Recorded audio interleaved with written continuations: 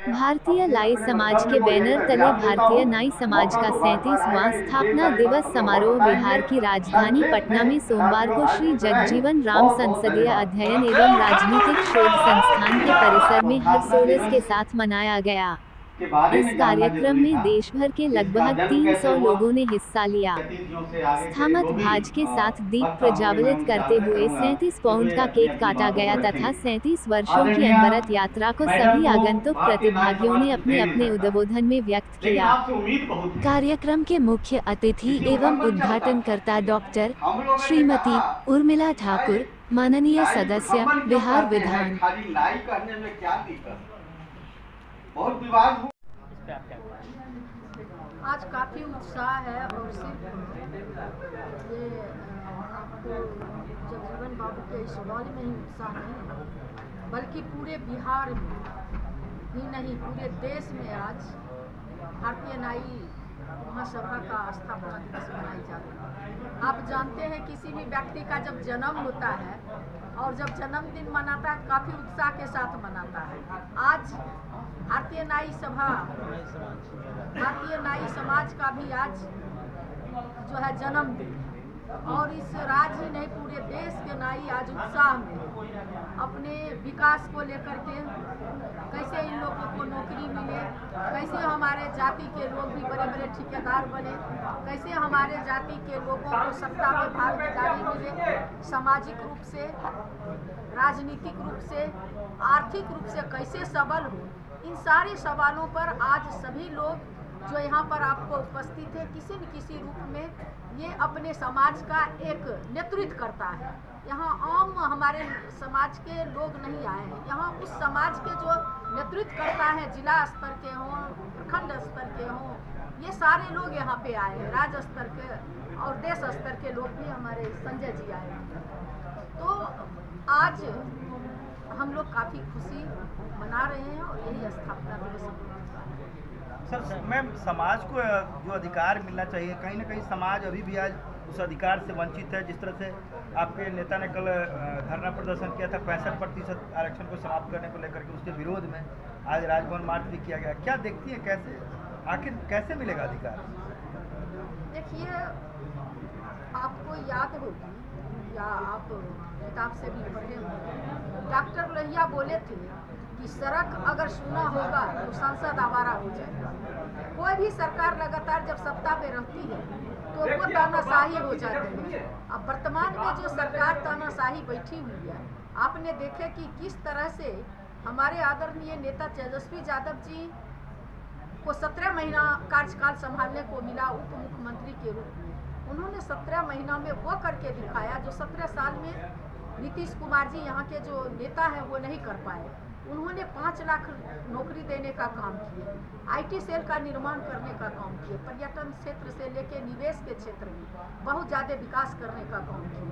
और उन्होंने जातिगत गणना जो सबसे बड़ा मांग आदरणीय इस देश ही नहीं दुनिया का सबसे बड़े समाजवादी नेता बाबू लालू प्रसाद यादव जी हमेशा से मांग किए कि इस देश में जातिगत जनगणना होनी चाहिए, जिसको ठंडे बस्ते में किसी तरह से 10 में हुई, लेकिन उसको ठंडे बस्ते में आने वाली नरेंद्र मोदी सरकार 14 में उसको ठंडे बस्ते में डाल दिया और उसको प्रकाशित करने का काम नहीं किया। हमारी लड़ाई ये है पार्टी की, हमारे आदरणीय नेता की लड़ाई ये है कि इस देश में 20 करोड़ लोग जो हैं वो सड़क किनारे सो जाते हैं, जिनके सर के ऊपर छत नहीं है। वो कौन लोग हैं?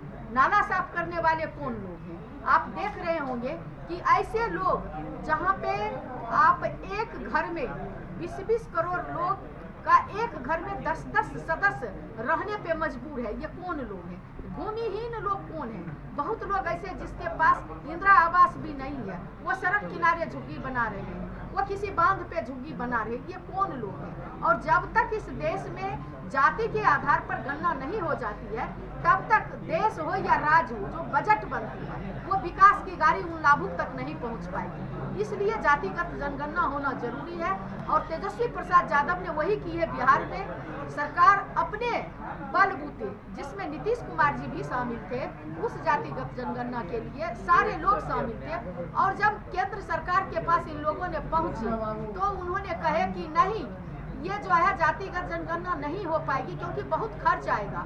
और आप ये देखे होंगे कि ये लोग अपने बल पर जब कराने का काम किया तो कोर्ट जाने का काम किए रोकने के लिए, लेकिन ये लोग सुप्रीम कोर्ट से जीते और इन्होंने कहे कि जिसकी जितनी संख्या भारी या जिसकी जितनी हिस्सेदार संख्या होगी उसकी उतनी मैं हिस्सेदारी देने का काम करूंगा। और उसी के तहत जिस आरक्षण को कर्पूरी ठाकुर जी अति पिछड़ा का आरक्षण को 12% दिए, बाबू लालू प्रसाद यादव और आदरणीय राबड़ी देवी जी जो इस राज्य की पहली महिला मुख्यमंत्री बनी 18% दिए, और तेजस्वी यादव जी उससे बढ़कर 25% देने का काम किया। और सारे आरक्षण को मिलाकर के 65% आरक्षण और प्लस 10% आरक्षण जो प्रगतिशील समाज का था, उन्होंने 75% आरक्षण लेकर के देने का काम किए और केंद्र सरकार को भेजने का काम किया। इसे 9वीं अनुसूची में शामिल कर दीजिए ताकि कोई इस पर उंगली नहीं उठा पाएगा। जब चुनाव थी पार्लियामेंट का तो उसको रोक दिया गया, उसको कोर्ट में दिया गया, और जब चुनाव खत्म हो गई तो उसे रिलीज किया गया कोर्ट के माध्यम से। तो इस चीज को जो है बाबू तेजस्वी प्रसाद यादव जी या आम लोग, चाहे वो अति पिछड़ा हो, SC/ST को देखे किस तरह से वर्गीकरण किया गया है, SC/ST के आरक्षण को क्रीमी लेयर के आधार पर, यानी आरक्षण में आरक्षण को खत्म करने की जो साजिश है, जो कोशिश है, उसी के लिए हम लोग धरना कर रहे हैं कि जो 65% आपने कहा कि 50% आरक्षण से आगे नहीं बढ़े, तो 10% पर आपने बात क्यों नहीं किया? अगर 10% पर आपने बात नहीं किया तो 65% पर आपको बात करनी पड़ेगी, और 75% को आपको 9वीं अनुसूची में जब तक डाला नहीं जाएगा, तेजस्वी यादव सहित बाबू लालू प्रसाद यादव के आह्वान पर राष्ट्रीय जनता दल के कार्यकर्ता संघर्ष करते हैं। स्थापना दिवस मना रहा है, क्या मानते हैं कि समाज 37 साल पहले जो स्थिति में था, आज की स्थिति में क्या कुछ बदलाव हुए हैं? समाज में बदलाव आया है, समाज जागरूक हुआ है, और समाज आज हमारा हर क्षेत्र में विकास कर रहा है। भारतीय न्याय समाज का एक हमेशा लक्ष्य रहा है कि जो आज सामाजिक समस्याओं में, जैसे जो समस्याएं सामाजिक, उस पर काम करना, समाज के उद्देश्यों पे काम करना। इसलिए भारतीय न्याय समाज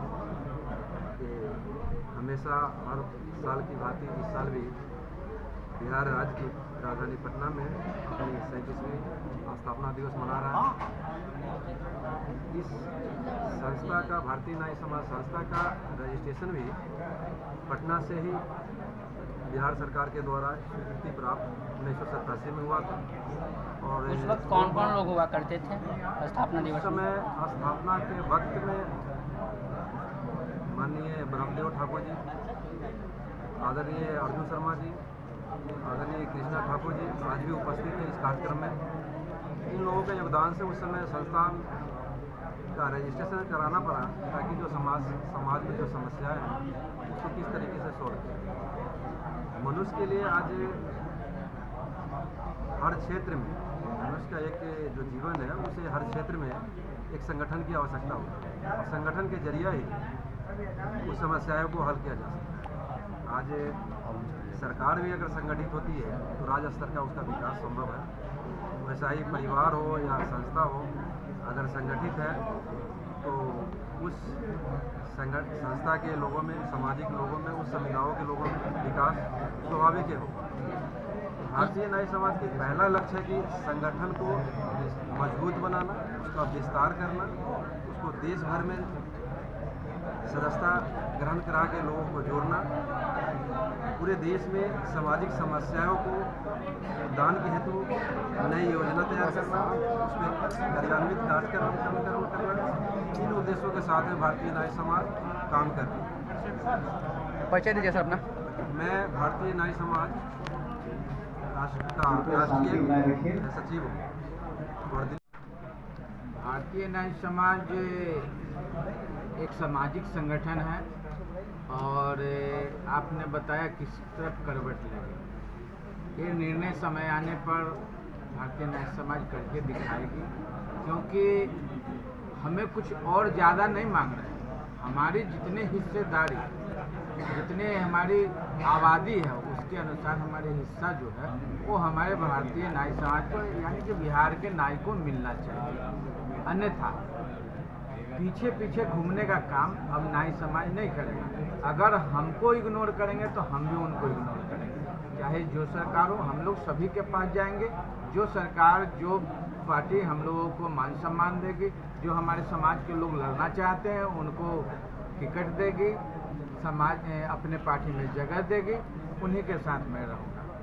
आगे यह भारतीय न्याय समाज एक सामाजिक संगठन है और ये 37वां स्थापना दिवस मना रहा है। और अभी जननायक कर्पूरी भारत रत्न जननायक कर्पूरी ठाकुर जी की जन्म शताब्दी समारोह रविंद्र भवन में मनाने का काम किया था और पूरे बिहार में न्याय जन जागरण रथ भी घुमाने का काम किया था हम लोगों ने। मैं प्रदेश अध्यक्ष अजय भूषण दिवाकर भारतीय न्याय समाज और जनता दल यूथ जिला अध्यक्ष वैशाली अति पिछड़ा प्रदेश। दिवस पे क्या कहना चाहेंगे सर? भारतीय न्यायिक समाज का स्थापना 1987 में हुआ और स्थापना के बाद से जो भारतीय न्यायिक समाज का जो ये संगठन है, मैं समझता हूँ कि निष्क्रिय था। लेकिन मित्रों, 6 दिसंबर 18 को सामाजिक इशू को लेकर हमारे ट्रेड यूनियन के साथियों ने जो फुटपाथ पर बैठ कर के काम करते हैं, गरीब का तबका हमारा है, मेरा समाज ही गरीबों का है, उन लोगों ने जननायक कर्पूरी ठाकुर आसमारा के स्तर पर एक मीटिंग बुलाया था। उस मीटिंग में उनको जरूरत थी, समाज के तथा कथित नेताओं के द्वारा वहाँ मीटिंग नहीं करने दिया गया। परिणाम स्वरूप जो स्मारक स्थल के अध्यक्ष थे राजेंद्र प्रसाद राजन जी और मैं उसका कोषाध्यक्ष वहाँ गया और आग्रह किया कि भाई ये न्यायिक परिवार के लोग हैं, ये हमारे समाज के लोग हैं, इनको निश्चित रूप से यहाँ बैठने का अधिकार है। तथा कथित नेताओं के द्वारा वहाँ काफ़ी मारपीट किया गया, हंगामा किया गया और गरीब तबके के लोगों के वहाँ से भगा दिया गया। वहाँ पर परिणाम स्वरूप हमारे जो ट्रस्ट के अध्यक्ष थे, अभी भी अध्यक्ष हैं, उनको जेल भेजने का कोशिश किया गया, हमको जेल भेजने का कोशिश किया गया। लेकिन हम लोगों ने जब डीएसपी के यहाँ गए और डीएसपी साहब ने कहा कि आप लोग डॉक्यूमेंट्स लाइए, डॉक्यूमेंट्स जब उनको हम लोगों को दिखाया तो उन्होंने कहा कि तो फर्जी है, ये तो गांधी ये जो है तथा कथित नेता जो गांधी साहब हैं वो फर्जी हैं, आपका डॉक्यूमेंट तो कहीं सही है नहीं, इसलिए आप इन लोगों को ठग नहीं सकते हैं। और परिणाम स्वरूप भारतीय न्यायिक समाज का उस समय से बंद बक्सा से निकाला गया। परिणाम ये हुआ, ये विकराल रूप भारतीय न्यायिक समाज का बिहार में नहीं, पटना में ही नहीं, पूरे देश में आज भारतीय न्यायिक समाज का जो है एक वृक्ष के रूप में छाया दे रहा है न्यायिक परिवार को। और मैं समझता हूँ भारतीय न्यायिक समाज पूरे देश में अपने लोगों का जो दुख है, उस दुख को, उस दर्द को समझने का काम कर रही है।